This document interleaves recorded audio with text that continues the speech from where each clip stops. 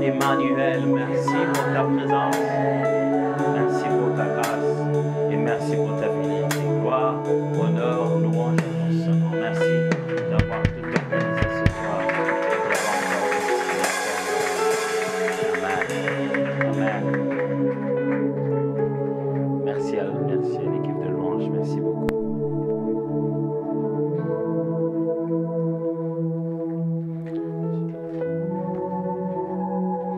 Shalom, shalom à tous. On va baisser les volumes parce que je ne vais pas réussir à enseigner. Donc. Alors, je vais faire un excès des ailes aujourd'hui en commençant déjà la réunion de ce soir. Je vous préviens déjà que c'est un excès des ailes. Nous avons une culture chez nous. C'est une très mauvaise culture malheureusement. Des fois, les gens demandent à Dieu pardon avant même de faire ce qu'ils vont faire. Alors là, on dit, mais une façon de dire que Dieu me pardonne, mais on le lit aussi même en français. Hein? Mais c'est pas ce que je vais faire. Je vais juste quand même faire un excès des ailes. C'est celui de faire l'appel aux offrandes maintenant, parce que normalement, ça se fait avant que je ne me mette à enseigner. Et comme ça s'est passé et que nous étions en train de prier, alors c'est maintenant le moment de donner les offrandes. J'ai essayé d'apprendre la culture ici. On donne les offrandes dans cette enveloppe. Est-ce que vous avez une enveloppe là? Ah, ça c'était mon offrande d'hier que j'avais oublié que je ramenais aujourd'hui. J'ai besoin de l'enveloppe de l'offrande pour aujourd'hui. Alors aussi, les pasteurs disent j'ai besoin de l'offrande d'enveloppe d'aujourd'hui. C'est ce que j'ai pris hier. Alors le pasteur a l'habitude de dire que vous avez 3 enveloppes, offrande. Mon offrande, et vous avez votre dîme et votre action de grâce, et sur chaque enveloppe il y a chaque fois merci, il y a il y a aussi le QR code, voilà. Et sur ce QR code vous pouvez trouver les autres moyens de paiement si vous n'avez pas du cash, mais aussi vous pouvez trouver dessus le formulaire pour pouvoir poser des questions sur l'enseignement que je pense qu'on va commencer à répondre demain, c'est ça? Et nous allons commencer à répondre demain aux enseignements que nous sommes en train de donner. Alors, si vous avez mis votre offrande, le protocole va passer juste à côté. Nous allons donner les offrandes. C'est juste pour qu'à la fin, on ne puisse pas encore avoir beaucoup de choses à faire, c'est tout.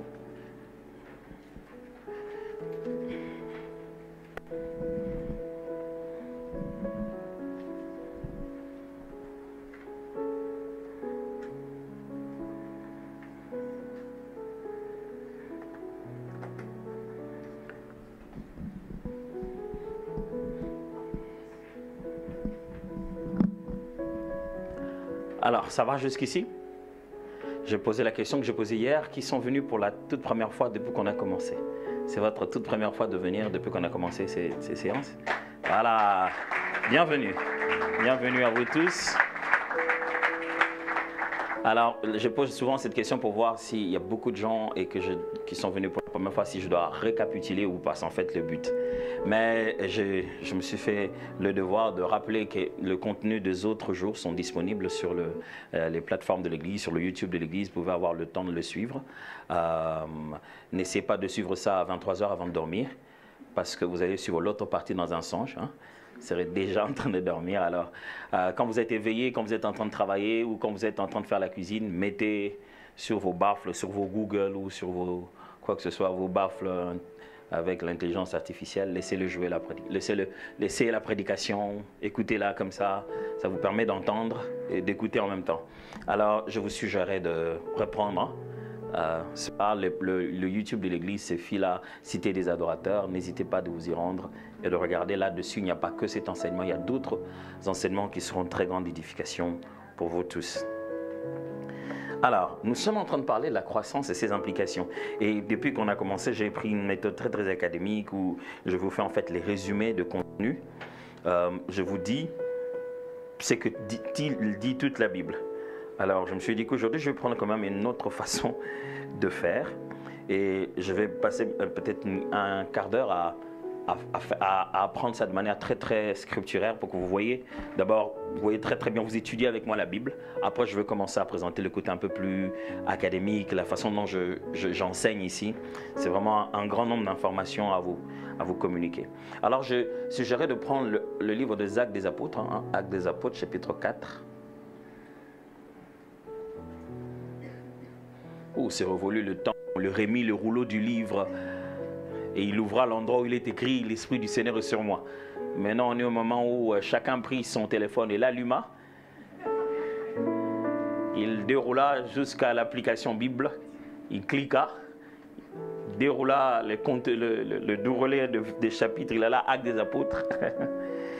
C'est tout le chapitre que je dois vous enseigner, mais on va y aller calmement. Tandis que Pierre et Jean parlaient au peuple, survint les sacrificateurs, le commandant du temple et les Sadducéens. Mécontents de ce que, chapitre 4, j'ai commencé à partir de verset 1. Mécontents de ce qu'ils enseignaient, le peuple, et annonçaient en la personne de Jésus-Christ, de Jésus, la résurrection des morts. Ils mirent les mains sur eux et ils les jetèrent en prison jusqu'au lendemain, car c'était déjà le soir. On est en train de nous montrer quelque chose qui se passe à l'église à l'époque. Jésus est mort, ressuscité. Les apôtres ont commencé à prêcher. Prêcher le retour de Jésus, prêcher la personne de Jésus, prêcher en fait que Jésus est le Christ et que Jésus est ressuscité. On le trouve en train de le faire. Et la religion, en fait, les responsables religieux de l'époque ne sont pas contents. Ils trouvent un moyen de les prendre. Au lieu de les juger, puisqu'il faisait déjà tard, on les a mis en prison.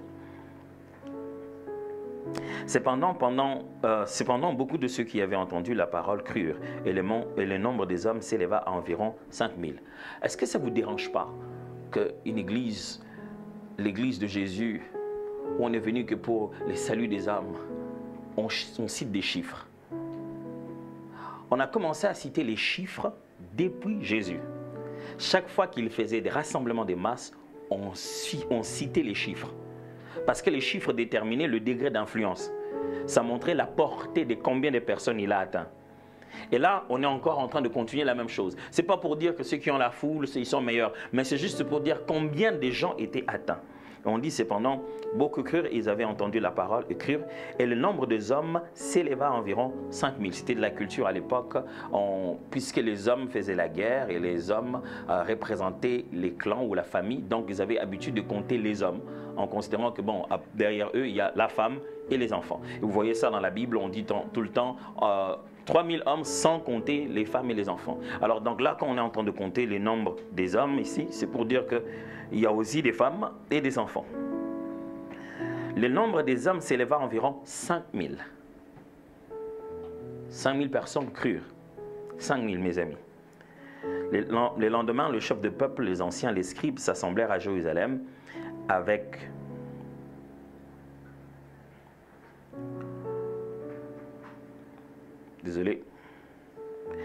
Anne, le souverain sacrificateur, Caïphe, Jean, Alexandre et tous ceux qui étaient de la race des principaux sacrificateurs. Ils firent placer au milieu d'eux Pierre et Jean et leur demandèrent « Par quel pouvoir, au nom de qui avez-vous fait cela ?»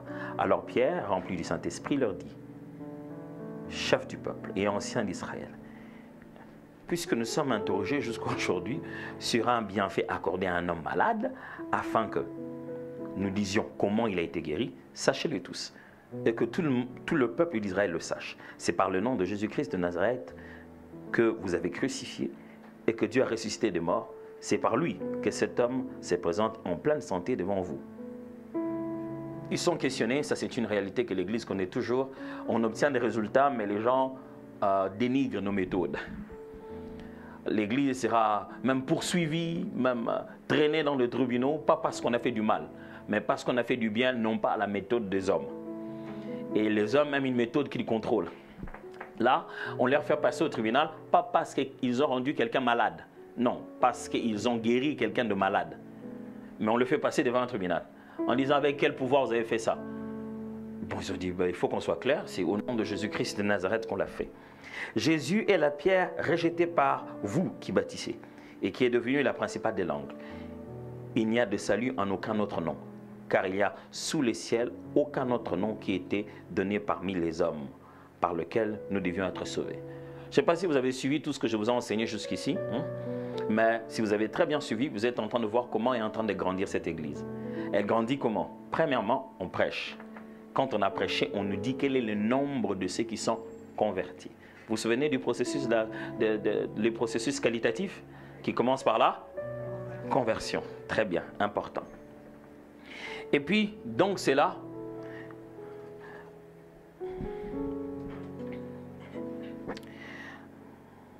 Je vais commencer par du verset 13. Lorsqu'ils virent l'assurance de Pierre et des gens, ils furent étonnés, sachant que c'étaient des hommes du peuple sans instruction. Et ils les reconnurent pour avoir été avec Jésus. Mais comme ils voyaient là, près d'eux, l'homme qui avait été guéri, ils n'avaient rien à répliquer. Mes amis, quelle que soit la beauté, l'organisation de l'Église, tout ce que nous pouvons faire, la force de l'Église est toujours par l'impact de sa spiritualité. C'est pourquoi je n'ai pas cessé de vous expliquer ici que tout commence, la croissance commence d'abord par ce qui est spirituel. Ici, on leur fait passer un tribunal, ils se défendent, mais ils se disent, bon, on ne peut pas le condamner parce que les preuves sont là. Ce qu'ils disent, les choses dont ils parlent, on ne voit pas, on n'est pas d'accord, mais il y a là à côté d'eux l'homme qui marche, l'homme qui parle, l'homme qui va bien. Qu'est-ce qu'on va expliquer? Les preuves sont là. Car il est manifeste pour tous. Non, on est où? 14. Mais comme ils voyaient là près de l'homme qui avait été guéri, ils n'avaient rien à répliquer. Ils leur ordonnèrent de sortir du Sanhédrin et ils délibérèrent entre eux, disant, que ferons-nous à ces hommes? Car il est manifeste pour tous les habitants de Jérusalem qu'un miracle signalé a été accompli par eux et nous ne pouvons pas les nier. Vous voyez ça? Mais afin que la chose ne se répande pas davantage parmi le peuple, défendons-leur avec menace de parler désormais à qui que ce soit en ce nom-là. Et les ayant appelés, ils leur défendirent absolument de parler et d'enseigner au nom de Jésus. Qu'est-ce qui dérange les gens? Vous savez, on a appelé ces gens, on veut leur ôter tout ce qui est leur force. Qu'est-ce qu'on essaie de leur ôter? L'enseignement au nom de Jésus. On leur dit, défendons-leur d'enseigner cela. Mes amis, si vous ôtez l'enseignement de l'Église, vous ôtez à l'Église sa force. Toujours en train de suivre, hein?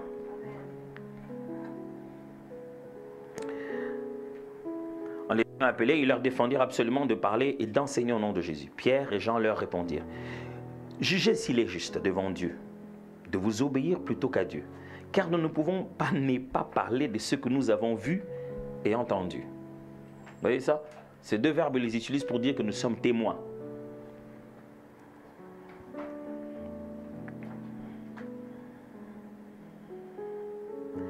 Ils leur firent des nouvelles menaces et les relâchèrent, ne sachant comment les punir à cause du peuple, parce que tous glorifiaient Dieu de ce qui était arrivé. Car l'homme qui avait été l'objet de cette guérison miraculeuse était âgé de plus de 40 ans. C'était déjà un fait, quoi. Ce n'était pas un petit enfant qu'on aurait berné. Le monsieur était là, il pouvait se défendre. Ça fait longtemps qu'il a vécu dans son mal. Maintenant, il est guéri. Vous voulez régner ça. Après avoir été relâchés, ils allèrent vers les leurs et racontèrent tout ce que les principaux sacrificateurs et les anciens leur avaient dit. Lorsqu'ils eurent entendu, ils élevèrent à Dieu la voix tous ensemble et dirent, Seigneur, toi qui as fait le ciel, la terre, la mer et tout ce qui se trouve. C'est toi qui as dit par le Saint-Esprit, par la bouche de notre Père, ton serviteur David. Pourquoi c'est humide parmi les nations et ces vaines pensées parmi le peuple? Le roi de la terre se sont soulevés et les princes se sont ligués contre le Seigneur et contre son oint.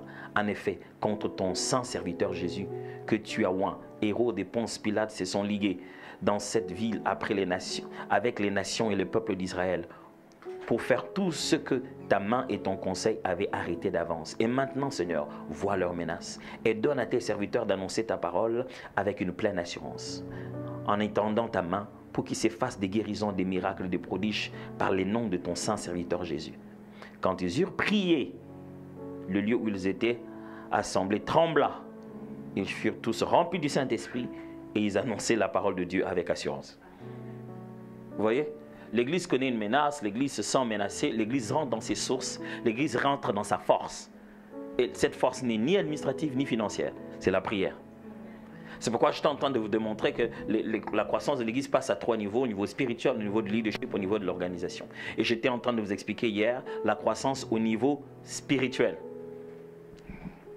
Et j'ai expliqué le processus de la croissance spirituelle. Regardez ce qui arrive. La multitude de ceux qui avaient cru n'était qu'un cœur et qu'une âme. La multitude. On précise chaque fois le nombre parce qu'on est en train de démontrer ici que l'Église est en train de grandir. Et on précise chaque fois qu'il y a une croissance horizontale, qu'il y a une croissance donc quantitative. Et après on précise qu'à cela, il y a une croissance qualitative, qui est la qualité des personnes. Nul ne disait que ces biens lui appartiennent en propre, mais tout était commun entre eux. Les apôtres rendaient avec beaucoup de force témoignage de la résurrection du Seigneur Jésus, et une grande grâce reposait sur eux tous. Car il n'y avait parmi eux aucun indigent.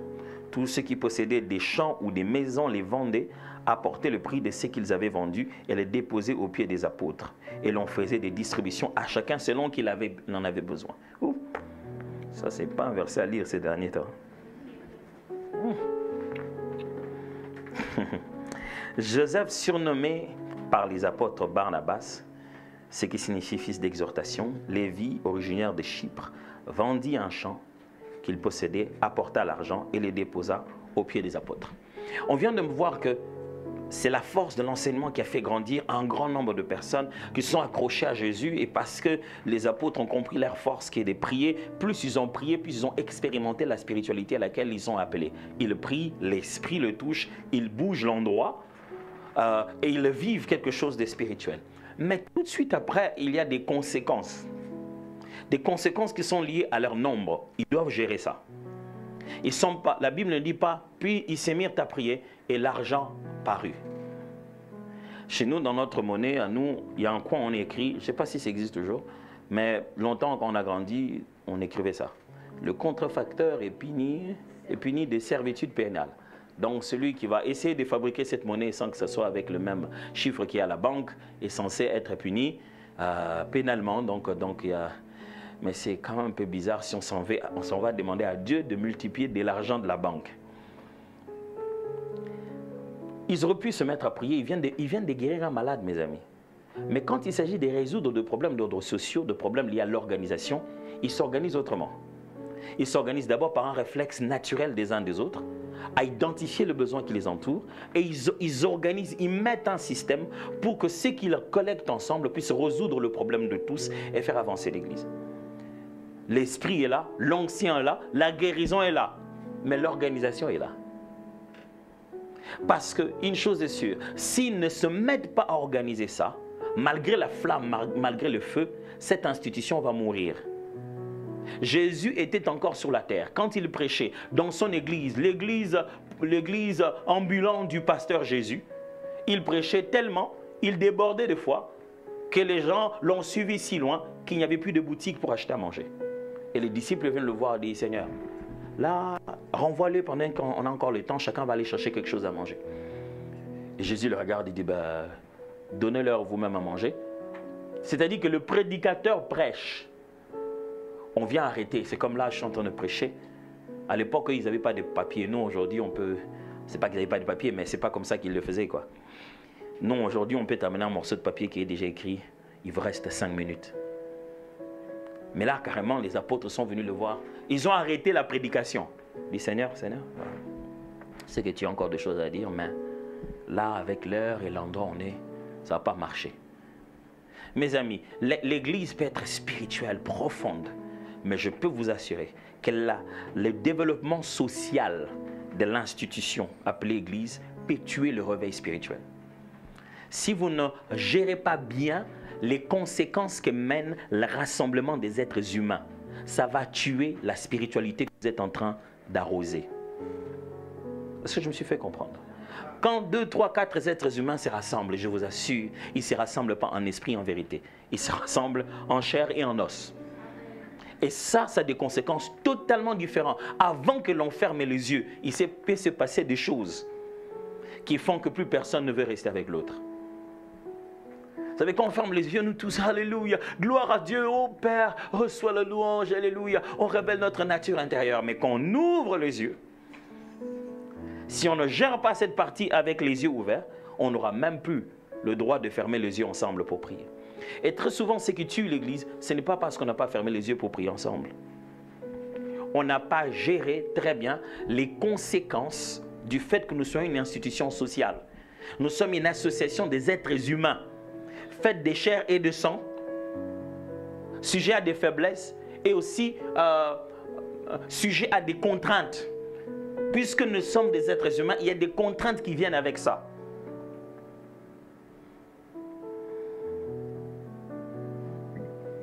Amen.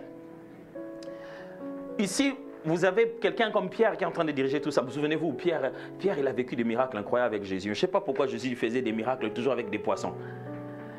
Une fois, il multiplie des poissons. Une autre fois, il lui dit, va pêcher. Et tu vas voir, ouvre la bouche du poisson et tu auras 2 deniers. Tu en prendras un pour payer ton impôt à toi, un autre pour payer le mien. Vous voyez ça? Jésus payait les impôts. Qu'est-ce qui vous fait croire qu'en France, on ne trouvera pas un moyen de faire payer quoi que ce soit comme obligation liée à l'État aux églises?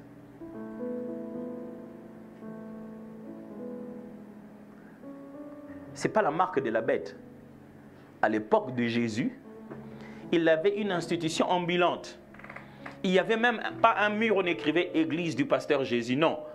Les gars, il avait son église, il s'est trimballé avec. Mais puisque il y avait l'impôt, il était imposable. Alors, qu'est-ce qu'il fait? Pourquoi il ne prie pas et boum, il y a de l'argent? Non, par contre, ce qu'il dit à Pierre, il dit ceci: rentre au travail. Fais ton travail. Et dans ton travail, tu auras de l'argent pour pouvoir payer l'impôt. Et pour moi, et Jésus est clair, il dit, ce que tu vas avoir, il y aura 2 deniers. Ce que tu vas avoir, c'est pour moi et pour toi. Qu'est-ce qui vous fait croire que maintenant, où nos institutions, nos pays ne vivent que de ces contributions, de ces impôts et de ces taxes, que l'Église, quand nous nous rassemblons, ce rassemblement ne causera pas des responsabilités? Est-ce que vous comprenez ça? C'est-à-dire que ce rassemblement cause ces responsabilités d'ordre organisationnel, ça devient une institution. Dans la Bible, Dieu a commencé à créer l'institution. Il y a 3 types d'institutions dans la Bible. La toute première institution que Dieu a créée, c'est le couple, le mariage, la famille, l'homme et la femme. La deuxième institution est la conséquence de la première. La famille s'étant élargie à créer une nation, le pays, le clan, la structure sociale qui incombe un grand nombre de familles. Après, Dieu a créé une autre institution qui est une façon de restaurer son plan originel de famille. Cette institution s'appelle l'Église. Alors quand l'Église existe, au quotidien, l'Église selon Dieu, c'est la restauration du couple de Christ et de son épouse, l'Église. L'Église selon Dieu, c'est la restauration de la famille chrétienne, de tous ceux qui sont nés non selon la chair, mais selon la volonté de Dieu. Par l'Église, Dieu restaure ces 2 genres d'institutions. Mais pendant qu'elle est encore sur la terre, elle vit comme une institution au milieu des autres institutions. C'est-à-dire dans le quotidien de l'Église, elle est tout le temps en train de collaborer avec les familles d'où chacun de nous vient et avec l'État dans lequel chacun de nous appartient. En train de me suivre toujours? Donc, si je devais vous faire un dessin, je vais faire un dessin tout rond comme ça, et je mettrai 2 autres dessins ronds, et je trouverai un moyen de les accrocher ensemble. Et je mettrai un autre ici, je mettrai un autre là-bas, et je montrerai que l'Église au milieu est tout le temps en collaboration avec l'Église et avec l'État. Vous aurez beau dire que nous sommes un royaume céleste, mais vous connaissez l'adresse, hein, où nous sommes, non? Numéro 1, rue du Centre, Noisy-le-Grand. J'essaie de retenir les noms chez vous ici. Mais je sais que c'est numéro 1, rue du Centre, Noisy-le-Grand. Parce qu'il y a un autre Noisy. Hein? Je ne sais pas savoir pourquoi. Mais nous sommes ici par le fait d'être à un endroit, d'avoir l'adresse, d'être une institution. Il y a une forme, il y a des impositions liées à l'État. Et l'État détermine la viabilité de cette forme d'institution. Et par le fait que vous venez ici, vous venez de vos familles. Il y a une responsabilité parentale, il y a une relation, un contact que l'Église a avec les familles. L'Église ne peut pas se transformer en votre famille physique. L'Église ne peut pas se transformer à votre État. Le pasteur ne deviendra pas le président. Le pasteur ne deviendra pas le papa. Mais ce que le pasteur fait est une restauration de la mission que exerce le président, que exerce le papa. Mais la restauration de cette mission-là dans un contexte spirituel. Dieu veut réparer ça d'abord en esprit. Est-ce que quelqu'un suit très bien de quoi je suis en train de parler ici? Je vous ai perdu ou vous êtes toujours là? Ça veut être là, hein? Ok. C'est peut-être l'un des moments que vous n'aimez pas le plus, là. Vous vous souvenez de ce moment où je vous demande de dire quelque chose au voisin, là? Ouais, c'est maintenant. Dites au voisin, de quelle famille il vient? Il a dit quoi? C'est sérieux, hein, qu'ils te disent de quelle famille il vient. On donne quelques minutes. Il sourit? Non, il devrait te dire de quelle famille il vient. Paternité céleste, on va. Franchement.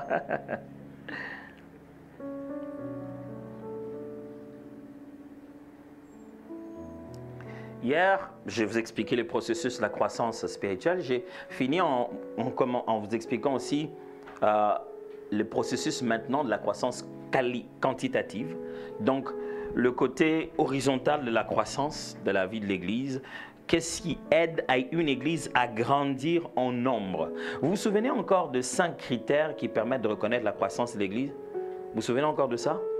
On a parlé de la maturité des membres, le développement de l'organisation, la multiplication des leaders, la transformation de la communauté et la conscience collective du retour du Christ. Ça va? La partie dite spirituelle est atteinte par le premier et le dernier. Donc la maturité des membres et la conscience collective du retour de Christ. Maintenant, les parties dites leadership et gestion atteignent le 3 autres là, le développement de l'organisation, la multiplication des leaders, la transformation de la communauté.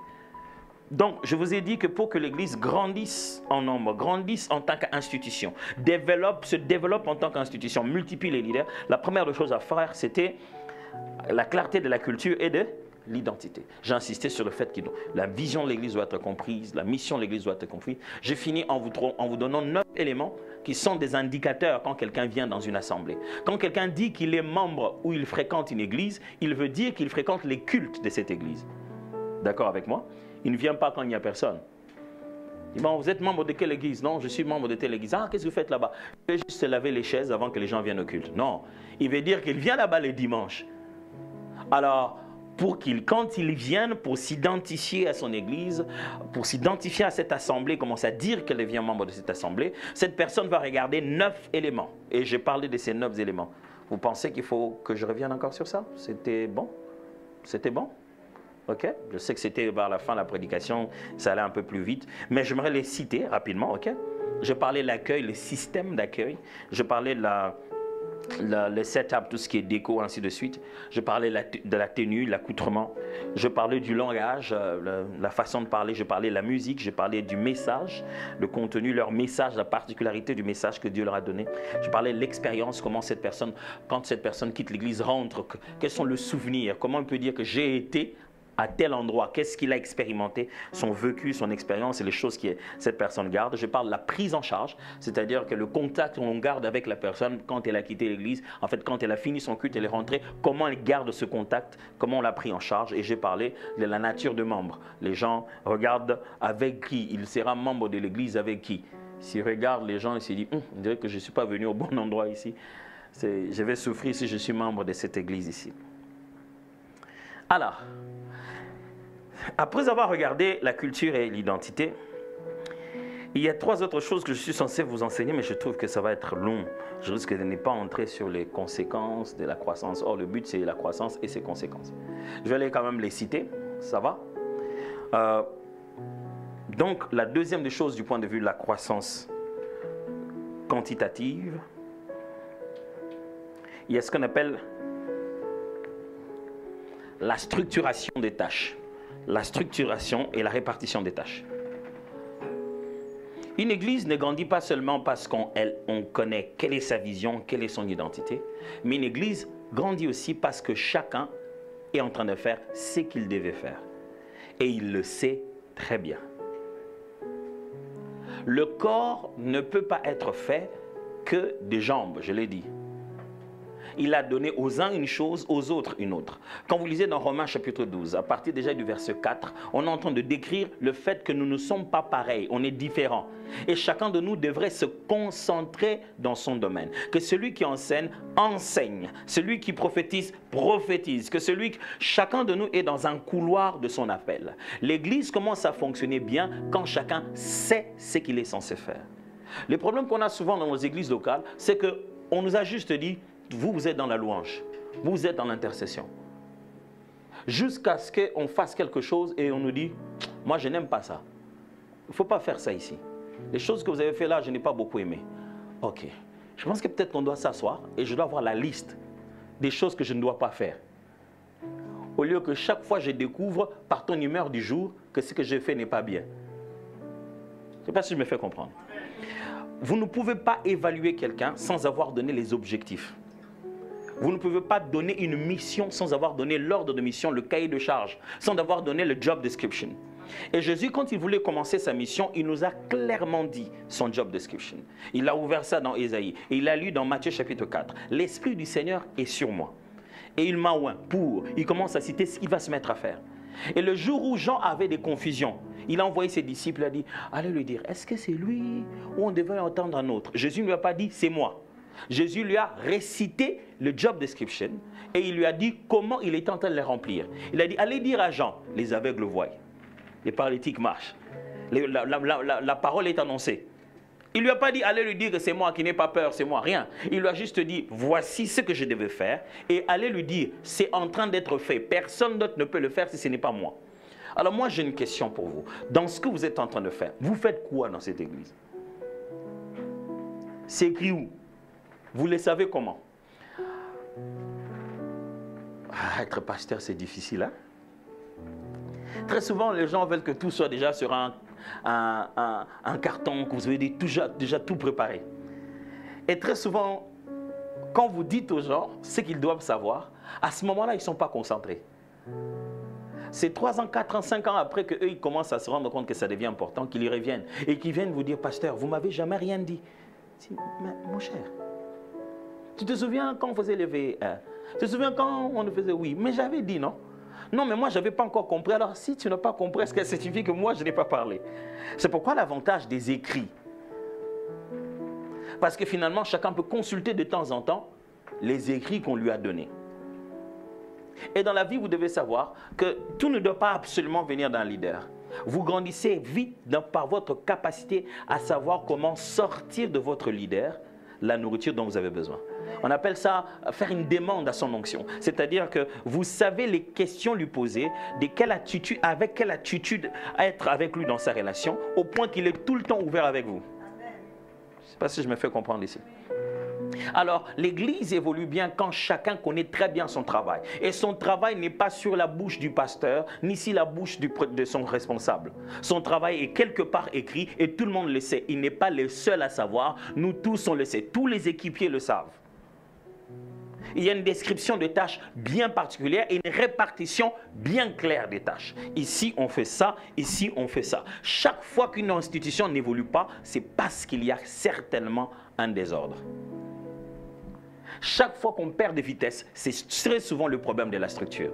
Quand on n'a pas mis les gens qu'il faut à la place qu'il faut, la structure commence à en souffrir. C'est quelqu'un m'entend? Et comme nous sommes une structure humaine, ça ne signifie pas que dès la première année, on mettra tout le monde au bon endroit. Le mal, c'est que quand quelqu'un devient responsable d'intercession, tu ne peux plus le faire quitter. Le jour où tu dis, mon frère, écoute, je pense que tu devrais peut-être servir maintenant au niveau de l'accueil. Moi, j'étais à l'intercession, moi, levé à l'intercession, moi, amené à l'accueil. Peut-être que les capacités d'organisation que tu as, on en a maintenant besoin au niveau de l'accueil.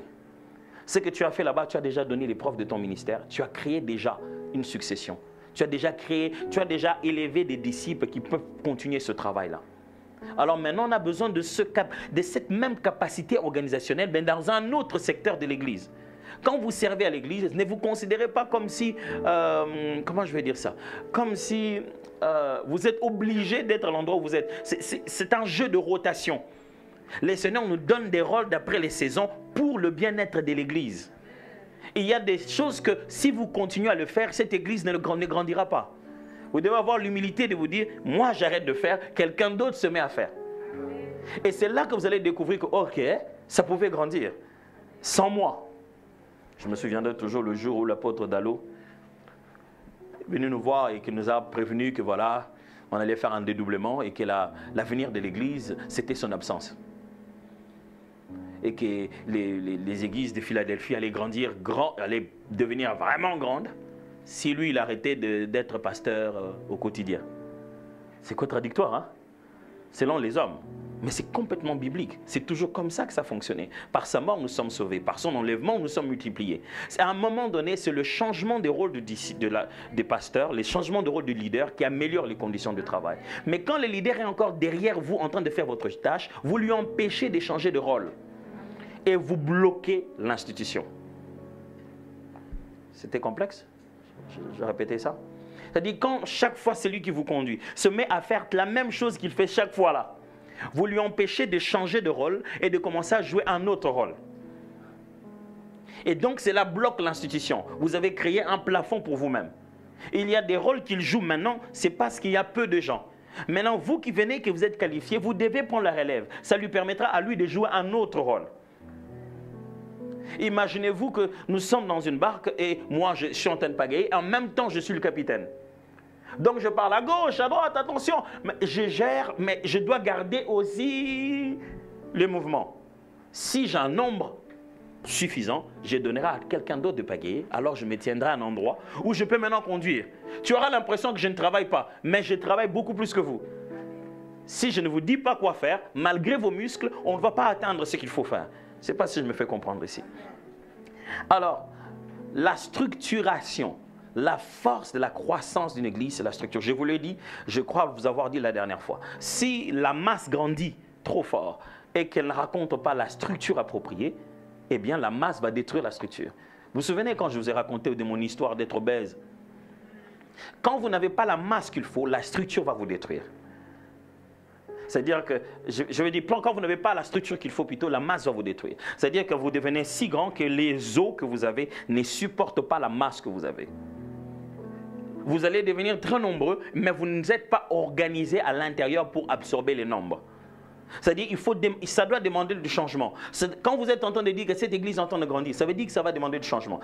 Tu auras subitement l'impression que toi qui étais le chef, toi qui pensais être grand, on vient de faire une structure plus élevée que la tienne et ce n'est pas toi qui la dirige. Ça sera ton épreuve d'humilité. Hein? Parce que pour qu'une structure grandisse, on doit créer pour qu'une institution grandisse, on doit créer des structures plus élevées, pas plus petites. Ça va? On a des départements qui ont chaque département à 10 personnes. Ce n'est pas en créant des sous-départements que ça va évoluer. Non. C'est en trouvant une structure plus élevée dans laquelle un département doit se trouver. C'est ce qui permet d'absorber en grandeur comme ça. Vous vous élargissez pour trouver la place pour tout le monde.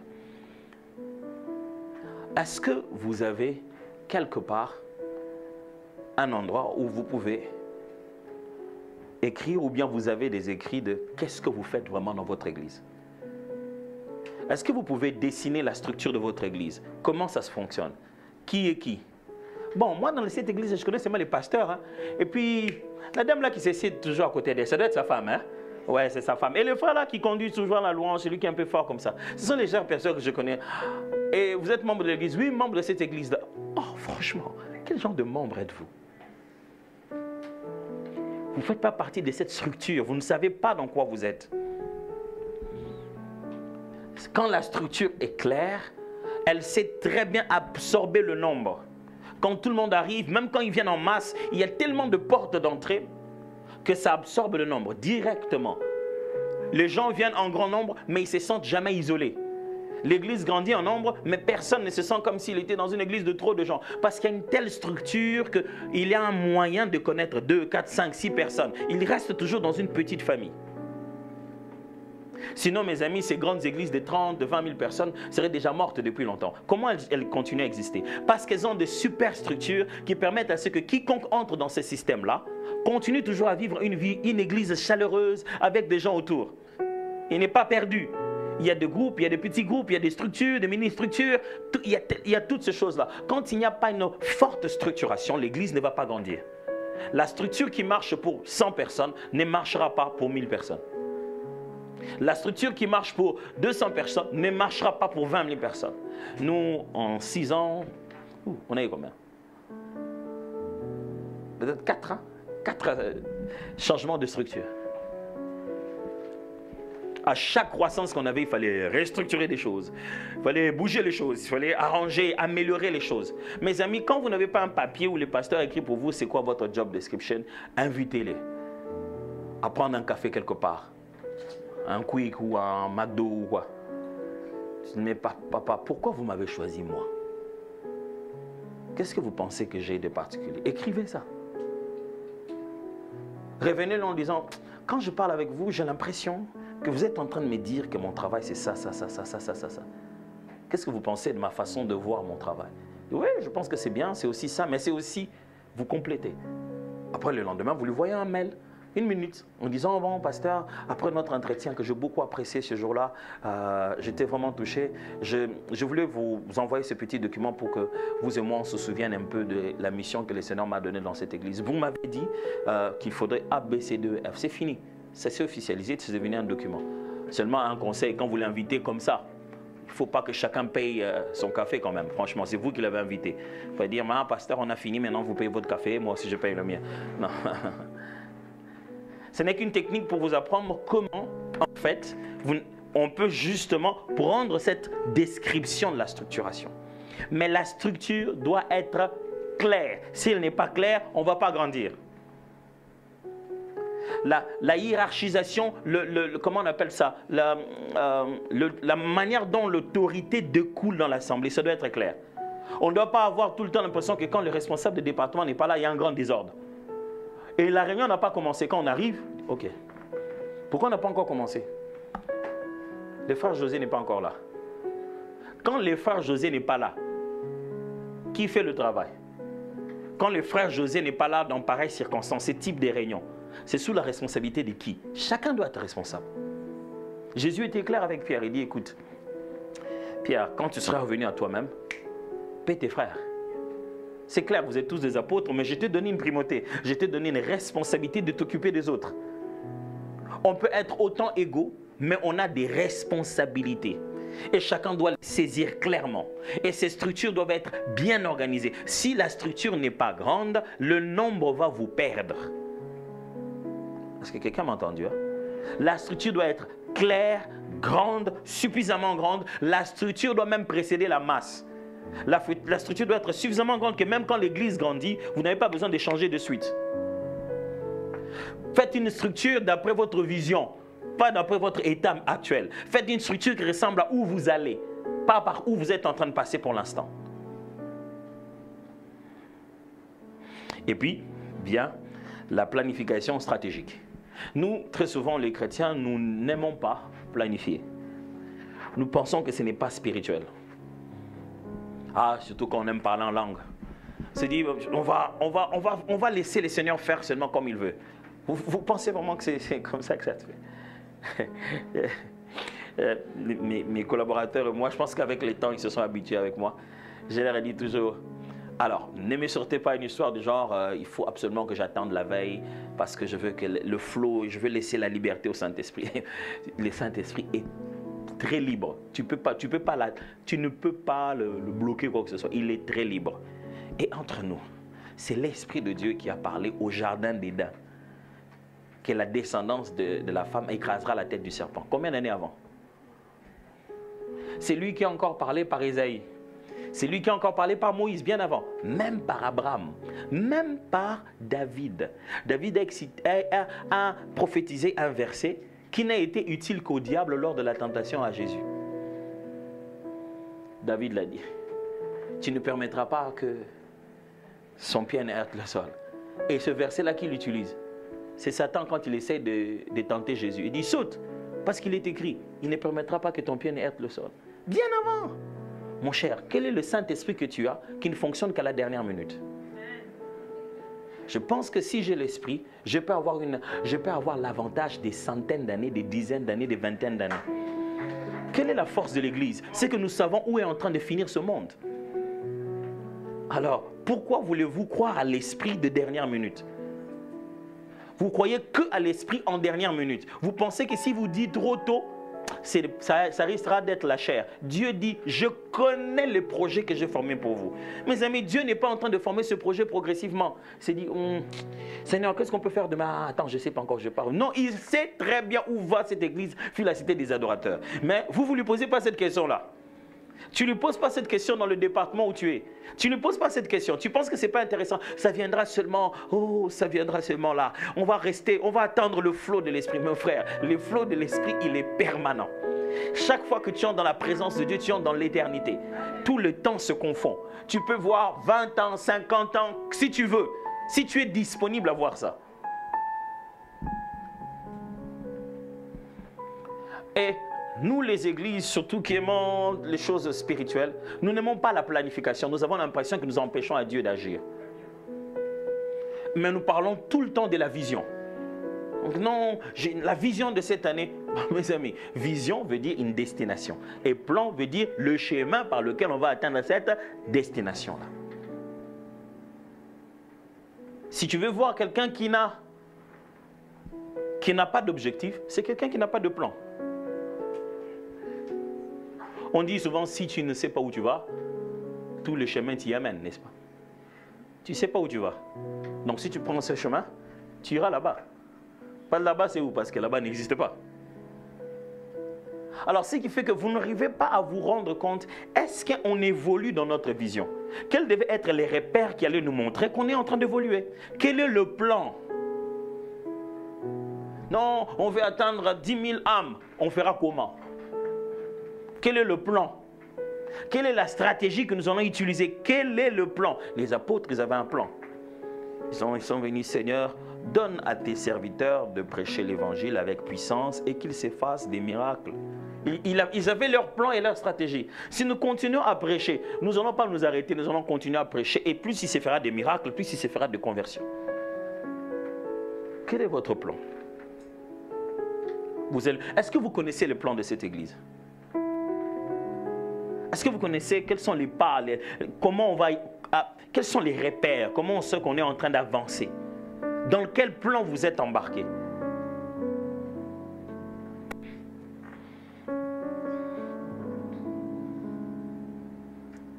Quel est le rêve de cette église? Est-ce que les collaborateurs qui sont autour de vous connaissent le plan? Est-ce que les gens qui travaillent dans votre département connaissent le plan de l'église? Je ne parle pas du plan architectural, je parle du projet, de la finalité, de ce que vous devez attendre dans 5 ans, dans 10 ans, dans 20 ans, dans 15 ans, et comment vous allez vous y prendre. Quel est votre focus pendant cette année? Quel est le point central de cette année? Quelle est la chose sur laquelle vous insisterez cette année, sur laquelle vous insisterez l'année prochaine, sur laquelle vous insisterez l'autre année? Mes amis, si vous ne pouvez pas voir les choses comme ça bien avant, le jour où viendra la saison des disettes, vous serez pauvre. Pourquoi? Parce que Dieu, bien avant, vous dit qu'il y aura 7 ans d'abondance et 7 ans de disette. Mais si vous n'avez pas vu les 14 ans bien avant, vous ne saurez pas que j'ai déjà épuisé les 7 ans d'abondance. Donc, vous n'allez pas épargner. Et quand les 7 ans de disette arrivent, vous êtes en train de subir la disette.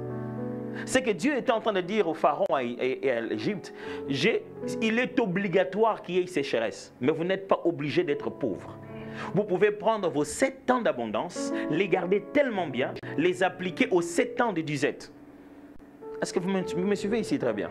C'est ça l'avantage de voir bien avant. Il peut se faire un moment, quand la cité des adorateurs a commencé, c'est une église très tournée aux médias, très présente sur Internet. Est-ce que tout le monde était d'accord? Est-ce que tout le monde trouvait ça bien? Est-ce que tout le monde pensait que c'était intéressant?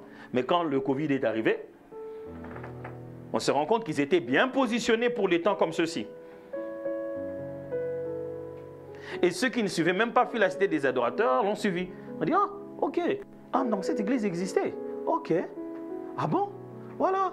Et certains l'ont découvert pendant cette période-là. Mais avant, je dis, bon, ils dépensent beaucoup d'argent pour faire les trucs de faux. Ils prennent des photos chaque jour. Ils mettent des... Ah, vraiment, ils dépensent beaucoup d'argent dans les médias, hein, vraiment, ces gens-là. Lorsque toute l'église est devenue média, il y a des églises qui étaient devenues un téléphone. Le téléphone du pasteur, il le pose là pour le live.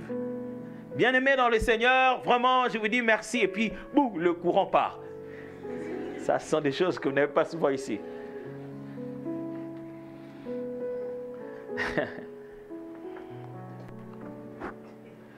Le plan vous permet de poser aujourd'hui des actes qui vont vous assurer déjà pour demain. Quand quelqu'un a un plan, il est très intentionnel. Le plan accorde l'intentionnalité. Du coup, les gens se disent, mais pourquoi il fait ça? Il sait pourquoi il fait ça. Quand quelqu'un a pour plan de faire descendre les murs de Jéricho, même s'il tourne comme ça, vous avez l'impression qu'il tourne en rond. Attendez, le 7e jour à la 7e fois, vous vous rendez compte que le plan de ces gars était beaucoup plus que ce qu'on imaginait. S'il n'y a pas de plan, mes amis, il n'y aura pas de stratégie. S'il n'y a pas de plan, il n'y aura pas d'intentionnalité.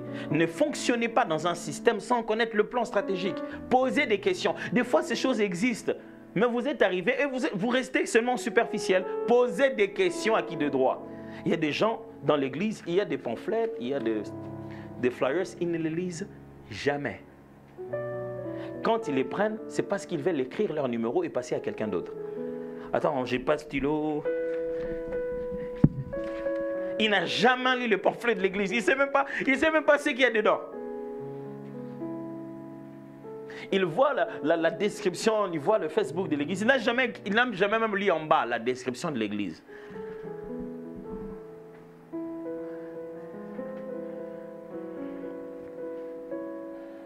Alors le jour où quelqu'un va vous raconter une autre histoire, vous risquerez de lui croire. Vous suivez seulement le pasteur Nomak. Le jour où vous allez voir quel est son plan, il va te faire croire un plan qui n'existe pas. Parce que tu n'as jamais lu le vrai plan. Ça va jusqu'ici? Ça aide? C'est comme ça que votre foyer aussi va grandir. C'est comme ça que toute structure va grandir. C'est comme ça que votre entreprise va grandir. C'est comme ça même que votre couple, vos fiançailles vont grandir.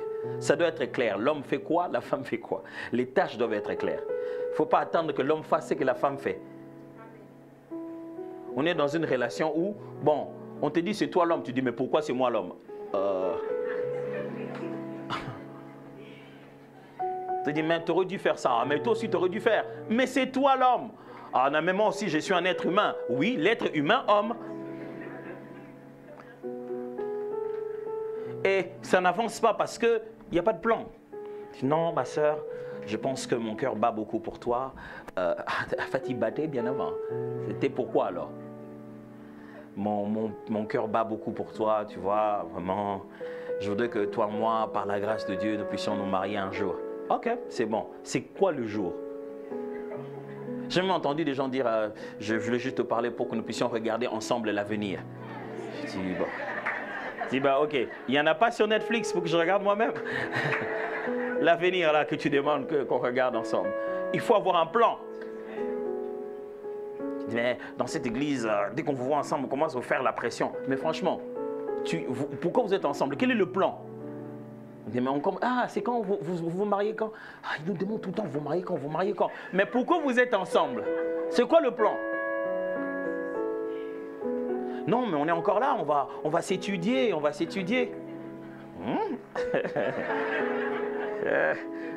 Vous allez passer jusque le doctorat de vos études.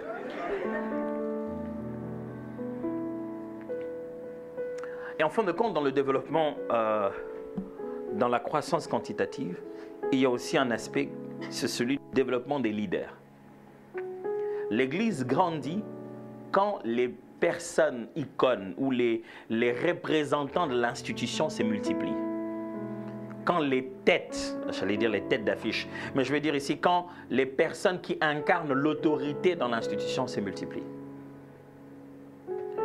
Jésus, il a formé.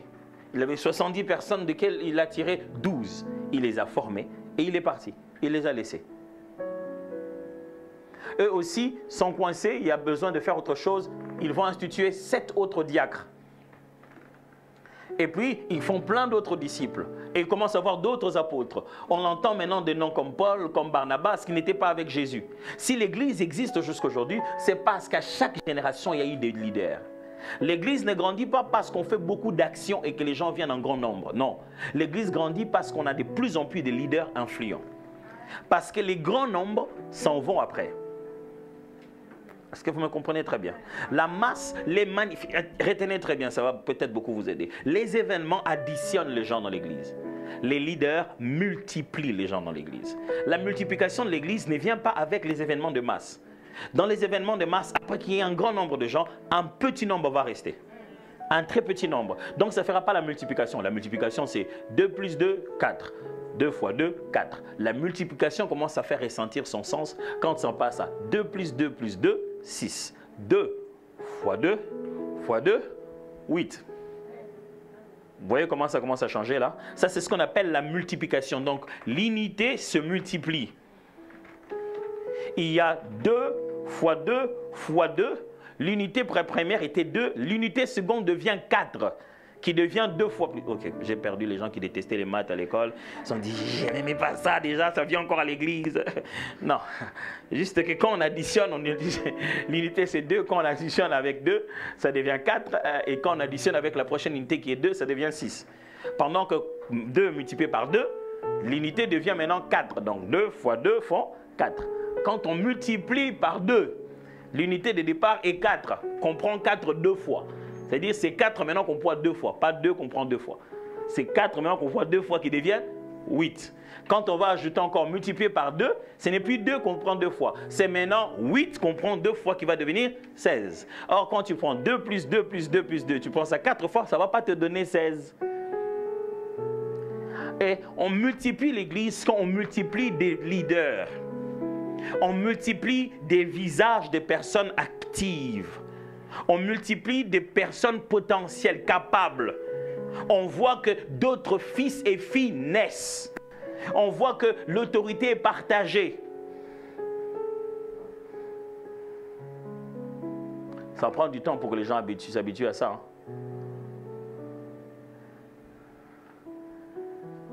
Moi, je me souviens la première fois que j'ai fait des vacances à l'église.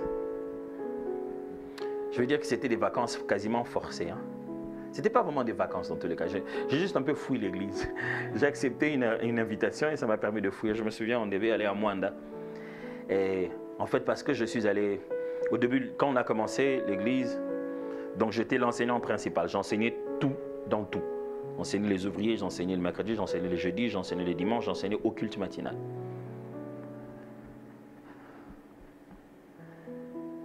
Malheureusement, l'église était un chantier plutôt, la poussière qu'il y avait là. Je ne savais pas que j'étais allergique aux acariens, mais je me grattais les yeux tout le temps, je ne savais pas. Et je commençais à me sentir tout fatigué à tout moment, je ne savais pas qu'est-ce que j'avais. J'ai transpiré comme pas possible. Je suis allé voir le médecin, il a fait toutes sortes d'examens. Et il m'a dit, pasteur, tu n'es pas malade. Moi, je dis, ça c'est toi ce que tu dis, mais mon corps me dit que je ne vais pas bien. Il dit, oui, c'est ce que je t'explique, tu n'es pas malade. C'est ton corps qui arrête de fonctionner. J'ai dit, ça signifie quoi? Il dit, tu as fait un surménage, tu es à un degré d'épuisement énorme. Il faut que tu arrêtes de travailler. Il dit, non, mais je ne vais pas arrêter de travailler, le peuple est encore en train de venir, ils savent qu'ils doivent écouter la parole de Dieu. Vous savez, ces gens-là qui vous envoient des messages par SMS en vous disant, pasteur, les dimanches ici, pasteur, on préfère bien quand c'est toi-même. Le frère de ce dimanche, il a quand même bien prêché, mais tu sais, Daddy, quand c'est toi-même qui apporte la parole, pasteur, si tu suis ces gens-là, ils vont te tuer. Et dès que tu vas mourir, tu vas te rendre compte qu'il y aura un pasteur assistant, un pasteur adjoint, il n'y aura pas de papa adjoint, il n'y aura pas d'époux de maman Lily adjoint. Ça n'existe pas. Tu seras mort. Mort. Si tu n'es pas mort, tu es complètement ici, on commence à te drainer sur une chaise roulante, ils commencent à dire non, Daddy, assieds-toi, on va faire ça. C'est comme ça qu'ils sont. Et quand elle approchait du pasteur, c'était bien, mais il a encore du temps. Hein? Pasteur, entraînez-les d'abord. Laissez-les d'abord qu'ils grandissent. Il va grandir où? Pasteur, nous, on vient ici à Funa à cause de vous. C'est vrai qu'on voit que vous avez des jeunes qui veulent commencer, mais nous, on aime quand c'est vous qui prêchez. Alors, les dimanches, tu es là, il faut que je prêche quand même, il faut que je prêche. Sans oublier que le matin, tu étais déjà à 5 heures les bouts pour aller prêcher dans le culte matinal. Et ce qui se passe, je vais voir le médecin, il commence à me donner mon bilan. Il me dit que mon rythme cardiaque a baissé. Je ne savais même pas que mon cœur ne battait plus comme avant. Ma tension était à 6. Pour la première fois de ma vie, j'ai commencé à prendre le café. Je ne prends pas le café. Il m'a dit, tu es obligé de prendre du café. J'étais là, je veux m'asseoir, je commence juste à transpirer. Et j'avais tout le temps des sursauts comme si quelque chose s'est passé. Quoi. Tu vois, comme des sursauts, comme si tu avais peur. Mais en fait, la tension. Et tout ça là, Tout ce qu'il pouvait faire pour moi, c'est me mettre dans la prière. Ça c'est un langage très spirituel. Hein? Pasteur, on te mettra dans la prière. Et je me suis rendu compte que si je n'étais pas discipliné, que je ne prenais pas mon sabbat, que je ne prenais pas... Je ne suis pas devenu pro non plus, j'ai encore plein de choses à faire. Mais une chose que j'ai fixée dans ma tête, j'ai planifié mon repos. Il y a un moment où la seule chose que je fais, c'est ne rien faire. Donc c'est prévu que chaque année, à telle période, j'ai une chose très importante à faire. Ça s'appelle rien. Et quand je ne fais rien, je ne veux pas qu'on me dérange.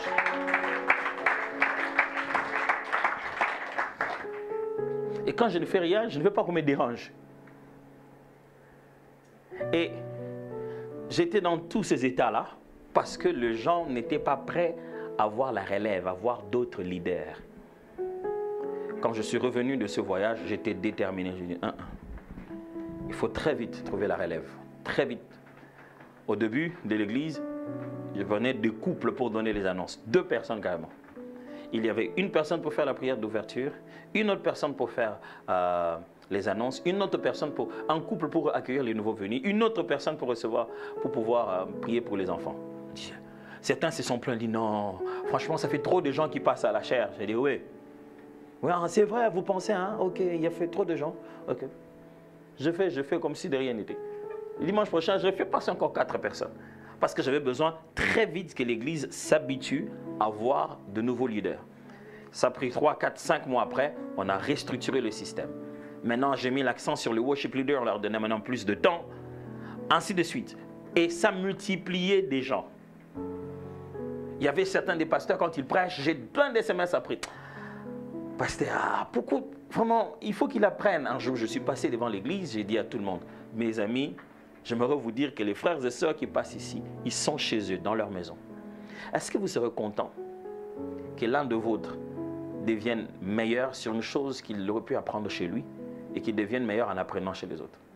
Vous voulez qu'un de vos pasteurs, vous voyez quelque part dans une église en train de prêcher et tous les membres de cette église se plaignent et disent vraiment, c'est quel genre de pasteur? Il ne sait pas prêcher.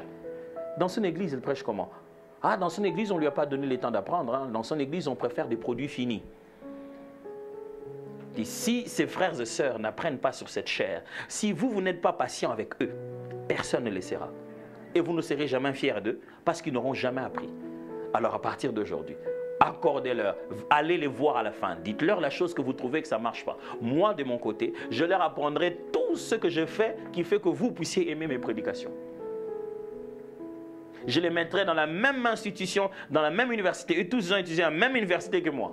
Je me rassurerai qu'ils ont la même qualification que moi. Je travaillerai pour eux, mais vous devez venir en vous disant, chacun d'entre eux est un instrument de Dieu. Ils ont accordé cette grâce-là aux gens, et je peux le voir comment ils ont tous énormément évolué. Des fois même, je regarde, je suis en train de voir prêcher, je dis, waouh! Non, c'est fantastique. Et depuis ce moment, il s'est créé un autre genre de leadership. Il s'est créé d'autres personnes qui viennent à l'église pour eux, pas pour moi. Ils viennent là à cause de ce message de ce frère-là, à cause de ce conducteur de louange-là. L'église a commencé à s'agrandir au point que on a envoyé l'un de nos pasteurs qui était tout le temps là, un pasteur très fort dans la louange, un musicien chrétien connu très bien dans la ville. Et on l'a envoyé dans une autre province, le pasteur Patou. Et on l'avait rappelé pour un petit moment de congé de 2 semaines à peu près. Et on a envoyé un autre pasteur missionnaire, aussi très connu dans la musique, le pasteur Blaise Mikan. Mais quand il est arrivé là-bas pendant ces quelques 2 semaines, les membres lui disaient, maintenant que tu es venu, ce n'est pas toi qui deviens pasteur. Quand même, il faut qu'on nous renvoie notre pasteur. Il dit, waouh, il y a des gens qui veulent plus que moi je sois pasteur, quoi. Ils veulent que celui-là. Quand il y a multiplication de leaders, des personnes qualifiées, des gens qui portent le même message, c'est comme ça que l'église grandit.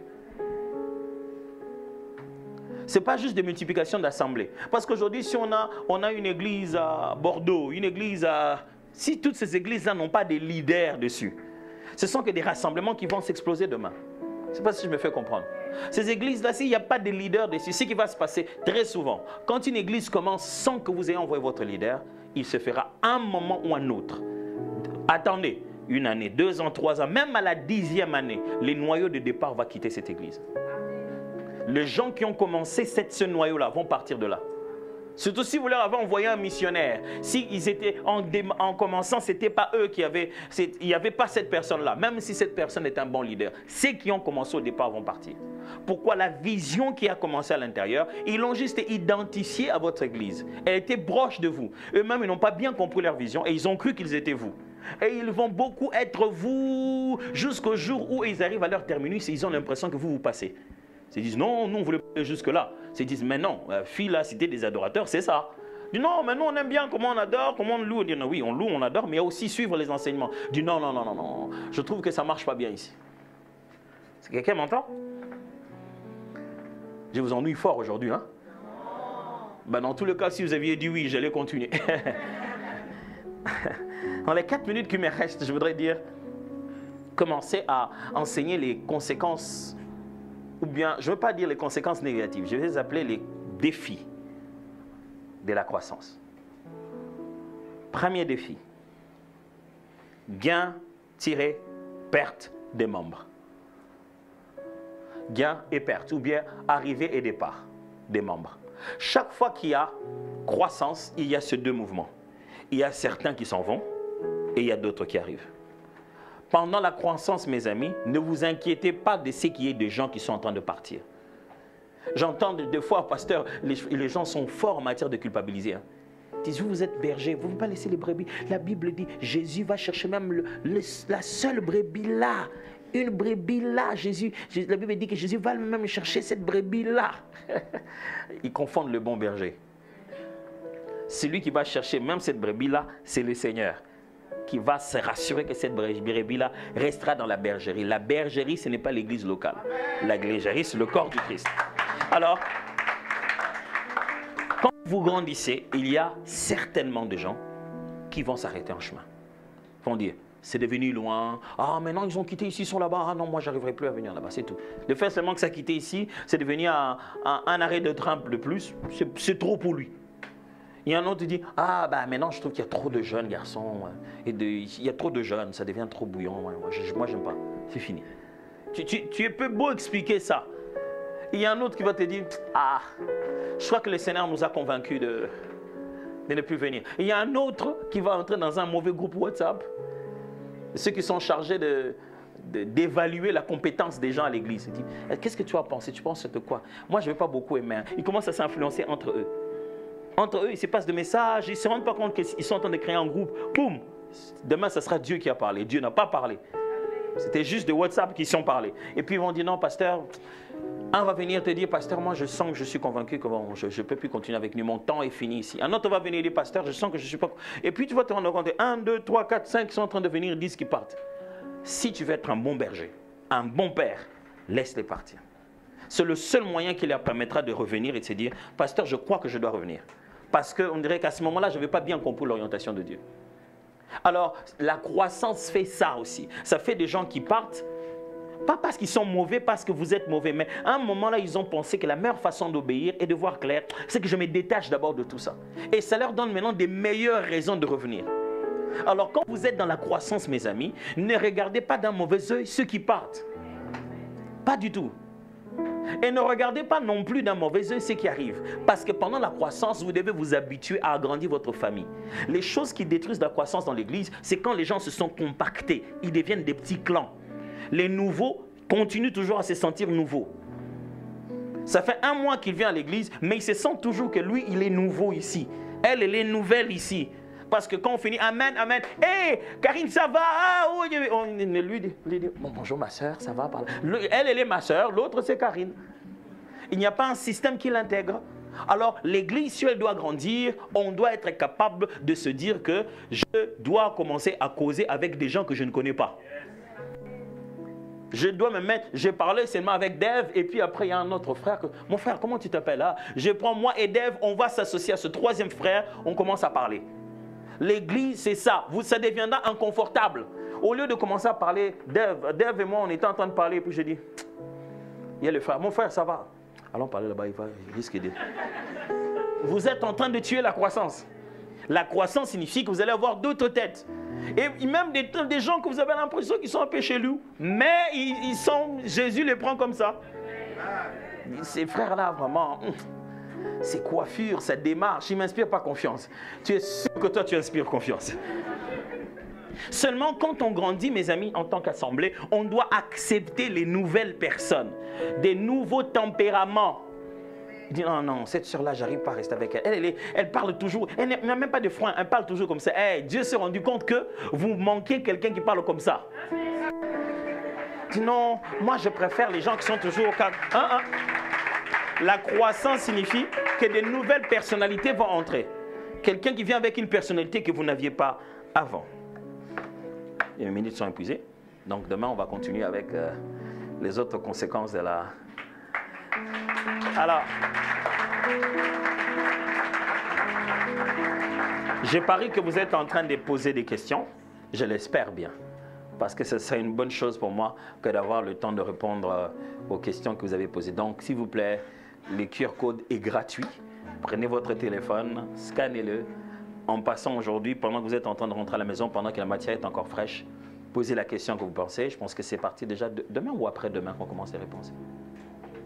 Demain déjà. Donc à partir de demain, on va prendre du temps pour commencer à répondre à ces questions-là. Parce que si je m'en vais donner le micro ici, que tout le monde pose des questions, vous qui avez été présent depuis longtemps, on peut manquer de vous donner le micro et que la personne qui vient qu'aujourd'hui se mette à poser des questions, peut-être sur des matières qu'il ne connaît pas encore. Je préfère encore que vous qui avez suivi, vous preniez le temps de pouvoir poser cette question-là. Alors un dernier exercice, ce soir, je vous en supplie, avant de sortir de cette assemblée, donnez-vous le devoir de connaître 2 personnes, de connaître 2 noms que vous ne connaissez pas dans cette église.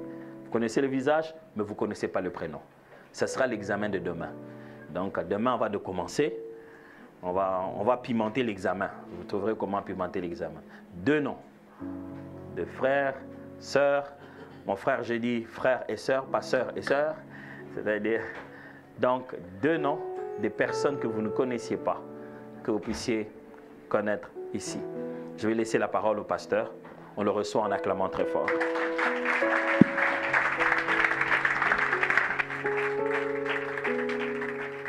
Est-ce qu'on peut faire mieux pour le docteur Tom Souma, qui est une bénédiction pour nous?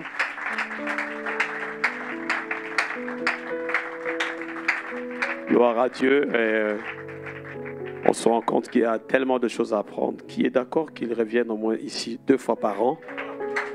2 fois par an, 2, pas plus. Lève bien la main pour qu'il voie. Pendant qu'on acclame, lui, il tourne le regard pour vous regarder. 2 fois par an, pas plus, pas plus. Pas plus, pas plus.